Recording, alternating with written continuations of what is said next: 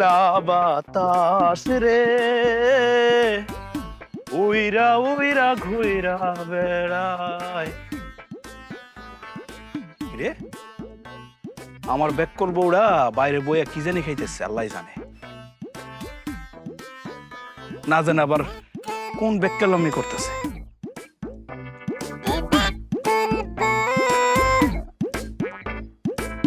ওমা, ও তো আমার দেখে লুকাই পালাইছে। এই এই লুকাইবি না, এই এই এই খারাপ, এই কি রে, এই কি লুকাইছিস তুই? কইতাম না।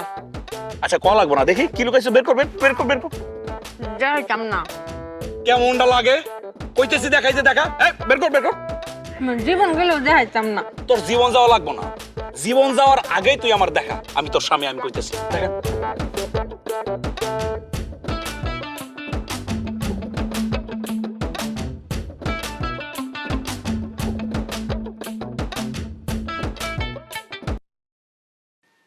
বউ আসার খাইতেছস?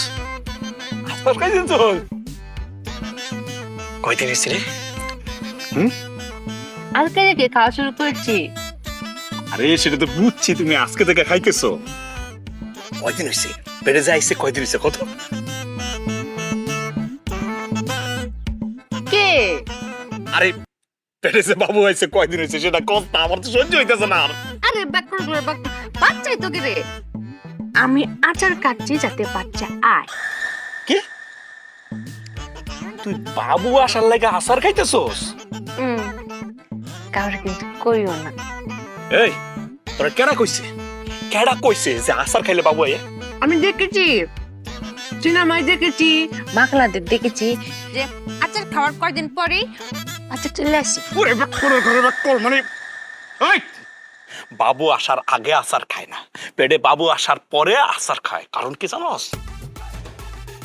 মেয়েদের পেটে বাচ্চা আসলে না একটা বমি টমি আসে, কিছু খাইতে পারে না, রুচি থাকে না, তখন এই আচার খায়। তুমি জানো না, তুমি একটু ধৈর্য ধরো। তুমি আমাকে 10-15 দিন সময় দাও, লাগলে আমি 3 বেলা আচার খাবো। আচার কে তোমাকে বাচ্চা দিন। ওরে আমি তোর পায়ে ধরিব, বিশ্বাস কর আমার কথাটা। আরে আচার খাইলে বাবু পেটে আসে না। আমি তোমার পায়ে ধরি, তুমি আমার 10-15 দিন সময় দাও। আরে ব্যাককলের ঘরে ব্যাককল।